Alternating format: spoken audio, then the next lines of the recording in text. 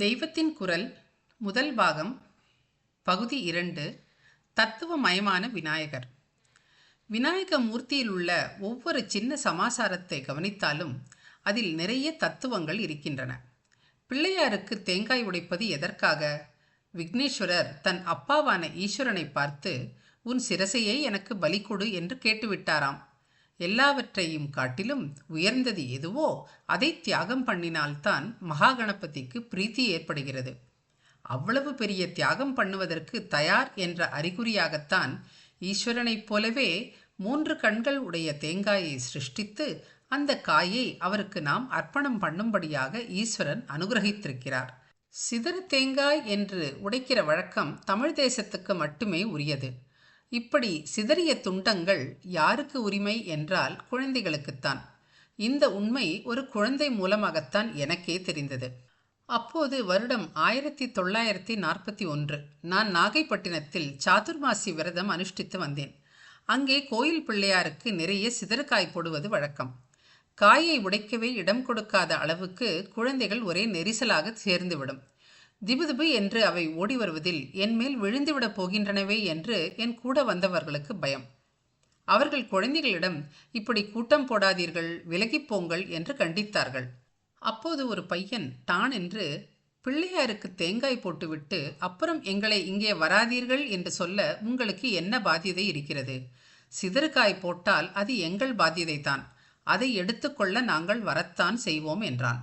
அவன் பேசிய ஜோர், அதிலிருந்த உறுதியை பார்த்தபோதுதான் எனக்கே வாஸ்தவம்தான், குழந்தை சுவாமியின் பிரசாதத்தில் குழந்தைகளுக்குத்தான் முழு பாத்தியதையும் என்று தெரிந்தது. அகங்கார மண்டையோட்டை உடைத்தால் உள்ளே அமிர்த ரசமாக இளநீர் இருப்பதை இந்த சிதறுகாய் உணர்த்துகிறது. கணபதியை காட்டிலும் சரீரத்தில் பருமனான சுவாமி வேறு யாரும் இல்லை. சிரசி யானையின் தலை, பெரிய வயறு, பெரிய உடம்பு. அவருக்கு ஸ்தூலகாயர் என்றே ஒரு பெயர். மலை போல் இருக்கிறார். ஆனாலும் அவர் சின்ன குழந்தை. சரி, குழந்தைக்கு எது அழகு? குழந்தை என்றால் அந்த பருவத்தில் நிறைய சாப்பிட வேண்டும். உடம்பு கொஞ்சம் கூட இளைக்கக்கூடாது. ஒரு சந்நியாசி நிறைய சாப்பிட்டு கொண்டு பெரிய சரீரியாக இருந்தால் அது அவருக்கு அழகல்ல. வயசாகிவிட்டால் ராத்திரி உபவாசம் இருப்பார்கள். குழந்தை அப்படி இருப்பது அழகா? குழந்தை என்றால் தொந்தியும் தொப்பையுமாக கொழு கொழுவென்று இருந்தால்தான் அழகு. நிறைய சாப்பிடுவதுதான் அழகு. குழந்தைகள் நல்ல புஷ்டியாக இருக்க வேண்டும் என்பதை இந்த குழந்தை சாமியே காட்டிக்கொண்டிருக்கிறார், கையில் மோதகத்தை வைத்துக்கொண்டு. இவரோ யானை மாதிரி இருக்கிறார். அதற்கு நேர் விரோதமான சின்னஞ்சிறு ஆக்கிருதி உடையது மூஞ்சூறு. இதை அவர் தம் வாகனமாக வைத்து கொண்டிருக்கிறார். மற்ற சுவாமிகளுக்காவது ஒரு மாடு, ஒரு குதிரை, ஒரு பக்ஷி என்று வாகனம் இருக்கிறது. இவரோ தாம் எத்தனைக்கு எத்தனை பெரிய சுவாமியாக இருக்கிறாரோ அத்தனைக்கு அத்தனை சின்ன வாகனமாக வைத்து கொண்டிருக்கிறார். சுவாமி எதை வாகனமாக வைத்து கொண்டாலும் வாகனத்தினால் சுவாமிக்கு கௌரவம் இல்லை. சுவாமியால் தான் வாகனத்துக்கும் கௌரவம். வாகனத்துக்கு கௌரவம் கொடுக்க அதனுடைய சக்திக்கு ஏற்றபடி நெட்டி பிள்ளையார் மாதிரியாக கனம் இல்லாமல் இருக்கிறார். அதற்கு சிரமம் இல்லாமல், ஆனால் அதற்கு மரியாதை, கௌரவம் எல்லாம் உண்டாக்கும்படியாக தம் உடம்பை வைத்து கொண்டிருக்கிறார். ஸ்தூலகாயரான போதிலும் பக்தர்கள் இருதயத்தில் கனக்காமல் லேசாக இருப்பேன் என்று காட்டுகிறார். ஒவ்வொரு பிராணிக்கும் ஒவ்வொரு அங்கத்தில் அதிக கௌரவம் இருக்கும். சௌரிமான், அதாவது கவரிமான் என்று உண்டு. அதன் கௌரவம் வாலில். மயில் என்றால் அதற்கு தோகை விசேஷம். தோகையை மயில் ஜாக்கிரதையாக ரட்சிக்கும். யானை எதை ரட்சிக்கும்? தன் தந்தத்தை தீட்டி வெள்ளை விளையேர் என்று வைத்திருக்கும். இந்த பிள்ளையார் என்கிற யானை என்ன பண்ணுகிறது என்றால், அந்த கொம்பில் ஒன்றையே ஒடித்து அதனால் மகாபாரதத்தை எழுதிற்று. தன் அழகு, கௌரவம், கர்வம் எல்லாவற்றுக்கும் காரணமாக இருக்கிற ஒன்றை காட்டிலும் தர்மத்தை சொல்கிற ஒன்றுதான் பெரிது என்பதை இவ்விதம் இந்த யானை காட்டியது.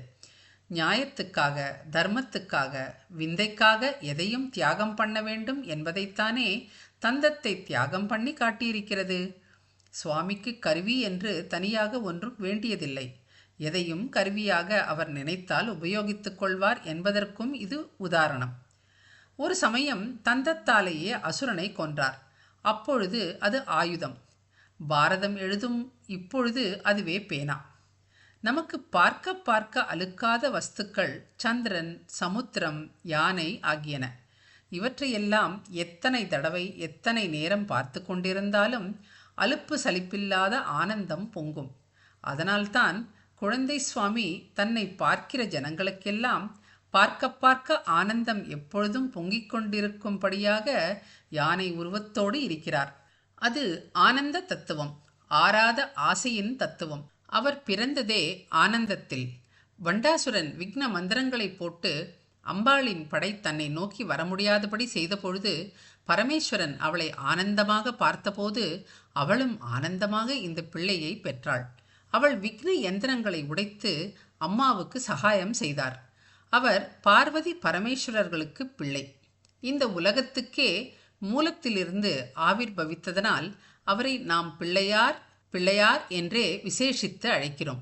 எந்த சுவாமியை உபாசிப்பதானாலும் முதலில் விநாயகருடைய அனுகிரகத்தை பெற்றுக்கொண்டால்தான் அந்த காரியம் விக்னம் இல்லாமல் நடைபெறும்.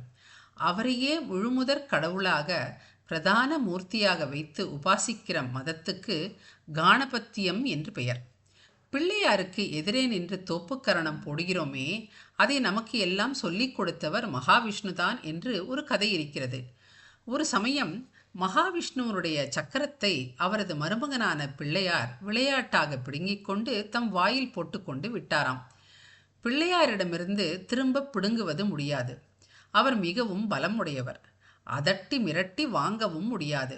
ஆனால் அவரை சிரிக்க வைத்து சந்தோஷத்தில் அவர் வாயிலிருந்து சக்கரம் கீழே விழுந்தால் எடுத்துக்கொண்டு விடலாம் என்று மகாவிஷ்ணுவுக்கு தோன்றியதாம். உடனே 4 கைகளாலும் காதுகளை பிடித்து கொண்டு ஆடினாராம். விநாயகர் விழுந்து விழுந்து சிரித்தார். சக்கரம் கீழே விழுந்தது. விஷ்ணு எடுத்து கொண்டு விட்டார். தோற்பிக்கரணம் என்பதே தோப்புக்கரணம் என்று மாறியது. தோற்பி என்றால் கைகளினால் என்று அர்த்தம். கரணம் என்றால் காது. தோற்பிக்கரணம் என்றால் கைகளால் காதை பிடித்து கொள்வது. விக்னேஸ்வரருடைய அனுகிரகம் இருந்தால்தான் லோகத்தில் எந்த காரியமும் தடையின்றி நடக்கும். தடைகளை நீக்கி பூரண அனுகிரகம் செய்கிற அழகான குழந்தை தெய்வம் பிள்ளையார். அவரை பிரார்த்தித்து பூஜை செய்து நாம் விக்னங்கள் இன்றி நல்வாழ்வு வாழ்வோமாக. அடுத்த பகுதி சுவாமி நாமா இல்லையென்றால் தெய்வத்தின் குரல் தொடரும்.